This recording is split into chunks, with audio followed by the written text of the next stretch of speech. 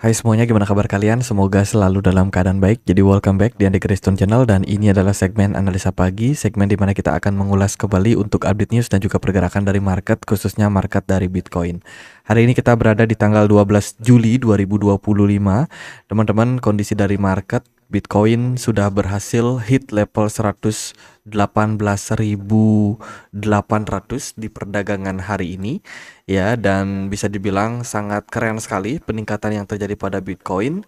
Namun apakah momentum kali ini masih menjadi momentum yang menarik untuk masuk? Kita akan coba untuk bahas karena banyak teman-teman yang sepertinya ketinggalan membeli, ya, mungkin karena tidak percaya Bitcoinnya bakalan naik lebih tinggi, atau kemarin percayanya adalah fake out dan lain sebagainya. Jadi mungkin ada yang lagi mencari opportunity untuk masuk. Kita akan coba untuk bahas seperti apa peluang Bitcoin pergerakannya hari ini.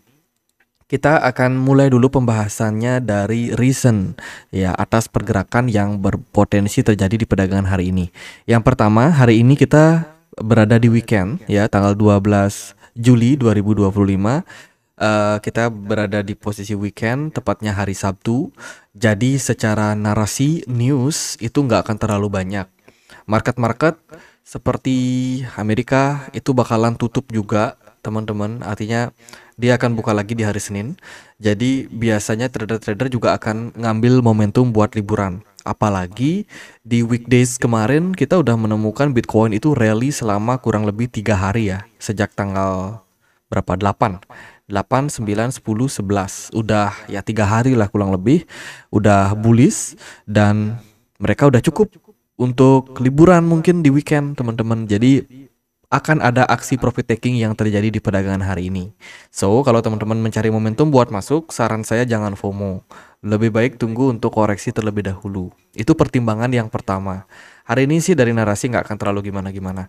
Kemarin pun juga di hari Jumat sebenarnya narasi market itu nggak terlalu yang signifikan banget mempengaruhi pergerakan dari eh, Bitcoin, ya, teman-teman. Jadi data kemarin ada data Fed balance sheet Amerika Serikat. Kalau kalian perhatikan ini Fed balance sheet-nya meningkat, teman-teman.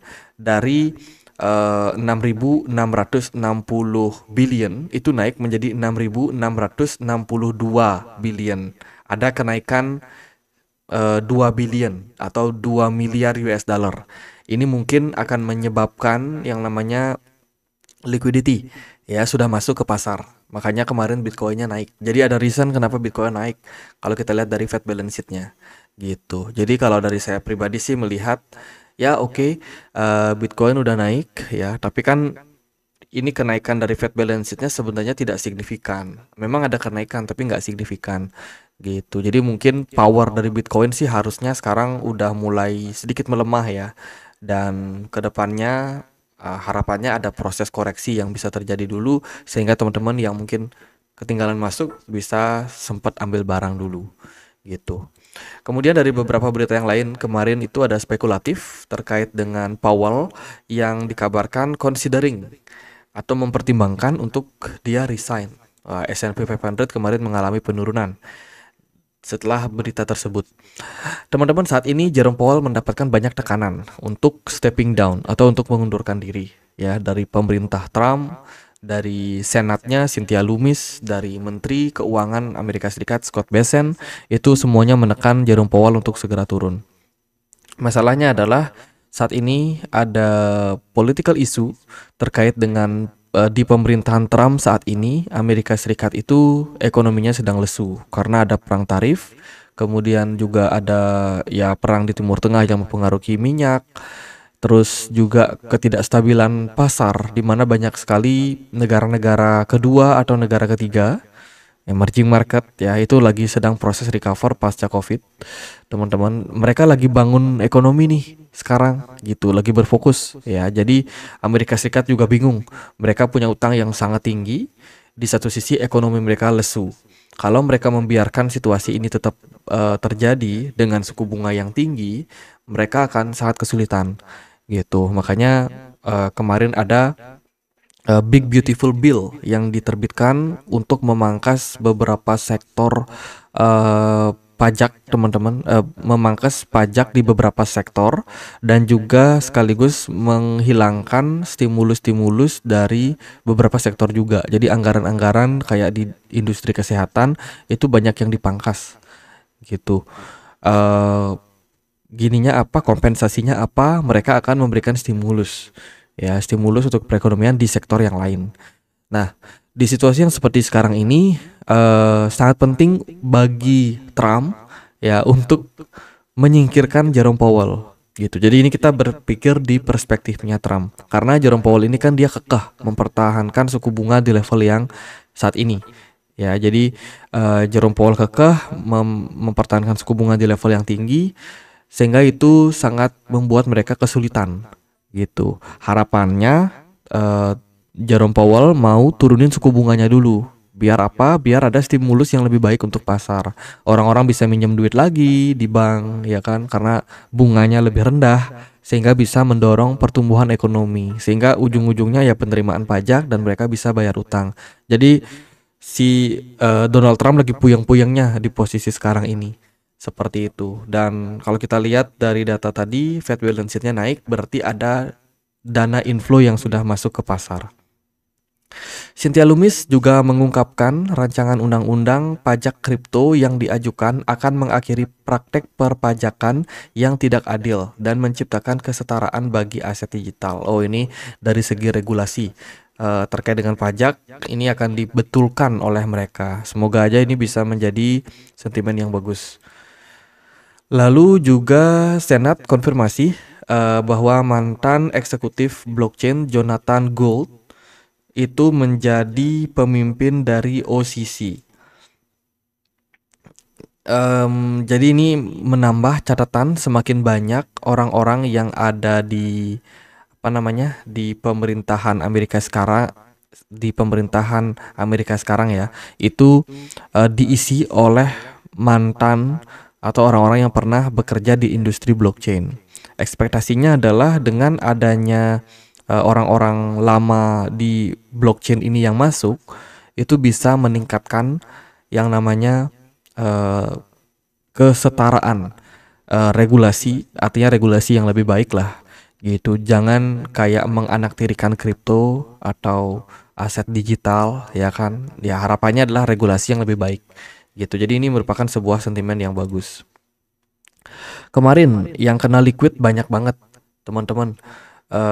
Mana itu? Nah ini ya 1 billion itu kemarin kena likuidasi dalam 24 jam terakhir gitu. Jadi ini yang paling besar banget. Teman-teman yang pasang short position itu dihabiskan ya sama pasar. Dan 24 jam terakhir sekarang itu udah 750 juta yang sudah kena likuidasi juga gitu. Jadi yang pasang short selling itu dihabisi sama pasar. Kemudian dari Bitcoin Spot ETF inflow ada 1,18 miliar. Wow, ini yang paling tinggi sepanjang 3 bulan terakhir untuk akumulasi Bitcoin. Bukan 3 bulan sih, tapi sejak Januari, teman-teman. Udah 6 bulan ya. 6 bulan terakhir Bitcoin akumulasi dari spot ETF paling besar di perdagangan kemarin tanggal 10 Juli sebanyak 1,18 miliar US dollar. Sementara dari Ethereum kemarin juga mendapatkan inflow paling besar sejak 6 bulan terakhir yaitu sebanyak 380 juta US dollar. Congratulations para big fund, para institusi pada FOMO beli Bitcoin kemarin. Itu kemudian juga kemarin ada isu terkait dengan Ethereum Foundation yang melakukan transfer. Ternyata setelah ditelisik kembali alamat tersebut bukanlah milik dari Ethereum Foundation. Ya, jadi Ethereum Foundation kemarin tidak sama sekali melakukan penjualan terhadap Ethereum mereka. Jadi ini ada investigasi yang disampaikan oleh Ember. Kemudian terkait dengan update GMX yang kena hack, mungkin teman-teman ada yang ngikutin ya, kabarnya hacker mengembalikan teman-teman dana curiannya. Jadi hacker itu mengembalikan sekitar 11,7 ribu ya Ethereum. Ya karena cepet banget nih dari GMX-nya nge-freeze ya, sehingga aset tersebut tidak bisa dijual lebih banyak lagi oleh para hacker, sehingga sisanya ini bisa dikembalikan. Jadi ini merupakan tindakan yang cepat dari jaringan dari GMX. Menurut saya sih ini good point. Lalu berita yang lain adalah introduction dari Binance akan meluncurkan token Lagrange, ya, di mana token ini dengan ticker bernama LA itu bisa teman-teman dapatin jika teman-teman melakukan staking simple earn, ya, atau flexible or lock BNB kalian itu di periode ini, teman-teman, tanggal berapa nih? Ya itulah tanggal 22 Juni ya 2025 sampai dengan 25 Juni 2025 itu bisa mendapatkan profit dan akan listing. Oh, oke. Jadi ini announcement buat mereka yang sudah melakukan staking sebelumnya, token LA ini bakalan listing gitu di Binance. Jadi teman-teman sudah bisa melakukan perdagangannya. Maksimum supply yang diluncurkan itu sekitar 4% inflasi. Artinya maksimum supply token ini itu tidak ada infinite, teman-teman, tapi mereka punya inflasi potensial 4% di dalam tokennya. Teman-teman sudah bisa melakukan perdagangan di token ini. Gitu. Buat teman-teman yang pengen buat dapatin token-token yang nanti bakalan listing di Binance, biasanya sih diminta untuk hold BNB kalian. Hold BNB di Simple Earn, nanti teman-teman bisa dapetin reward kalau ada token-token baru yang listing akan langsung masuk ke wallet kalian. Gitu. Jadi kayak tambahan bunga gitu, teman-teman. Jadi buat teman-teman yang sekarang bingung, BNB-nya diapain? Di staking di Binance gitu. Buat yang belum punya akun Binance bisa daftar, linknya aku sediakan di kolom deskripsi. Satu lagi, Pump Fund itu kan akan listing tokennya di 12 Juli. Tadi aku udah dapat info, ternyata Gate bakalan segera memperdagangkan token tersebut. Jadi teman-teman sudah bisa atau akan bisa melakukan perdagangan Pump Fund di Gate gitu. Jadi kalau yang belum punya akun Gate, silahkan daftar dulu. Linknya aku juga sediakan di kolom deskripsi untuk teman-teman bisa melakukan perdagangan token Pump.fund. Aku percaya ini token bakalan bullish di awal peluncurannya gitu. Jadi akan sangat interesting buat teman-teman spekulan di pasar. Oke, gimana Bitcoin hari ini? Kita lihat dulu dari beberapa aset kelas. Secara pergerakan, gold ada penguatan ya 0,95%. Indeks dolar juga mengalami penguatan. Di saat yang sama, S&P 500 menunjukkan indikasi koreksi setelah dia berhasil menembus 6.300-an. Oh, belum nembus teman-teman, tapi baru di 6.297 ya itu. Sementara Bitcoin terpantau masih sangat kuat. Kalau saya perhatikan sih sekarang pergerakan Bitcoin ini lagi berada di level Fibonacci 161,8.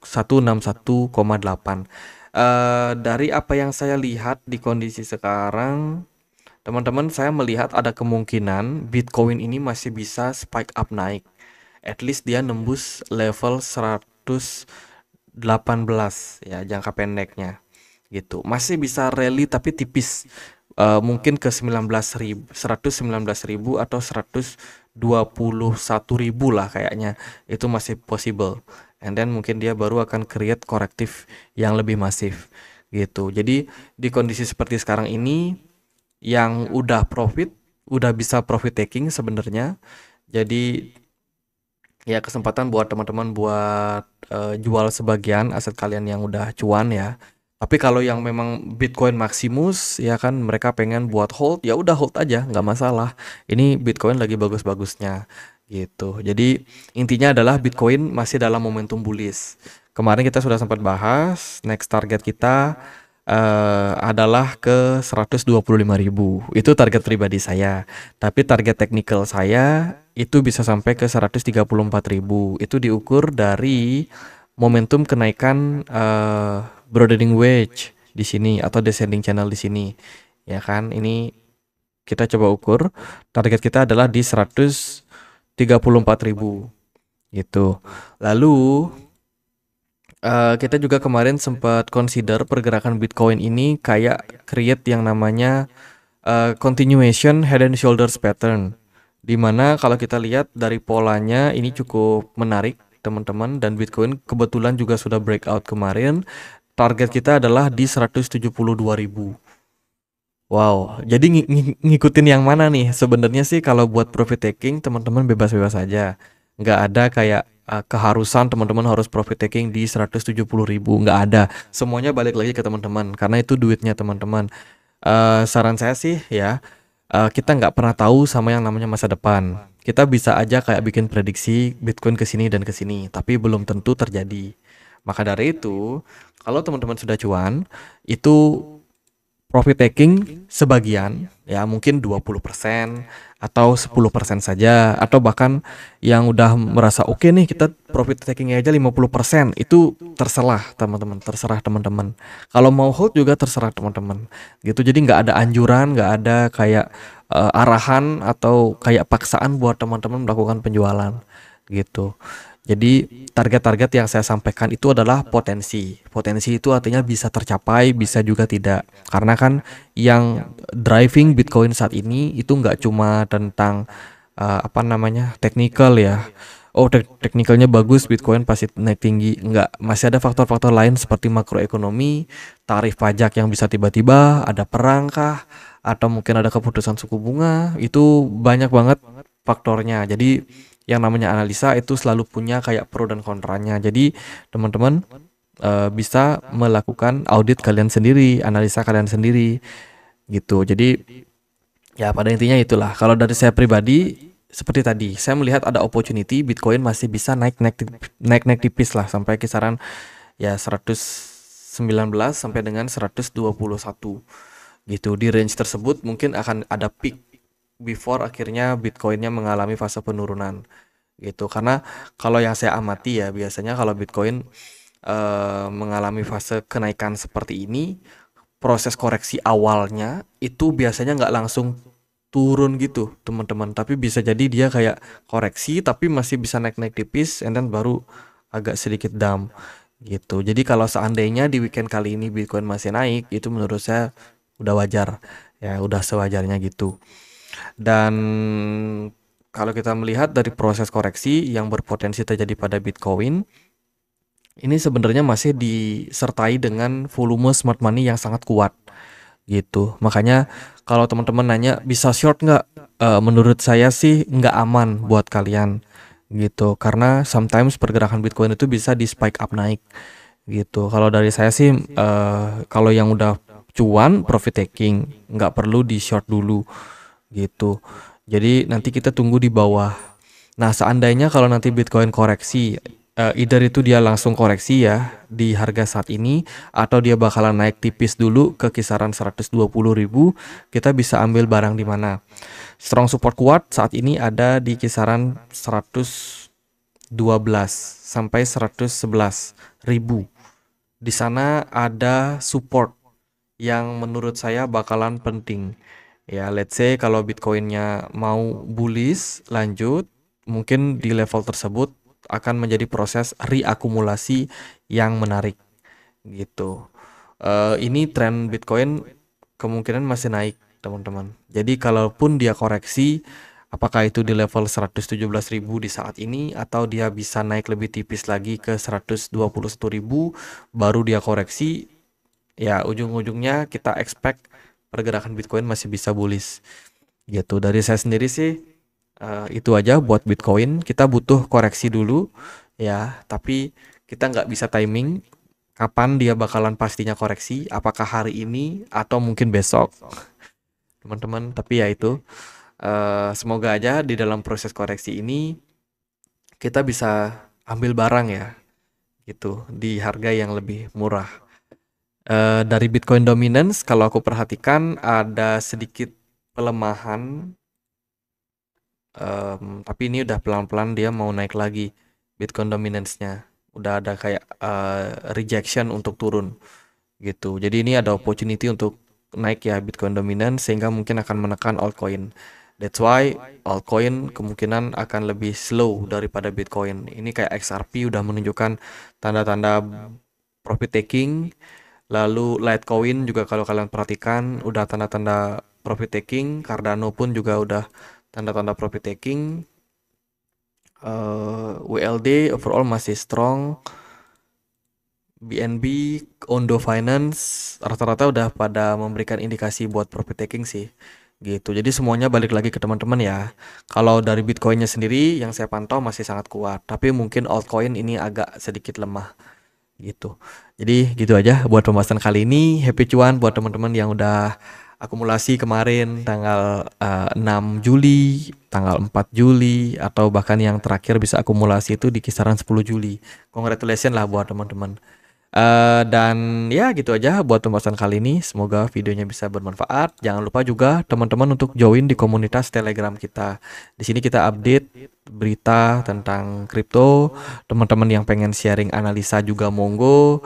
Yang pengen belajar juga silakan gitu. Jadi ya kita sama-sama belajar di komunitas ini. Buat teman-teman yang tertarik bisa cek link yang ada di kolom deskripsi untuk join. Sekian aja akhir kata saya Andre. Makasih.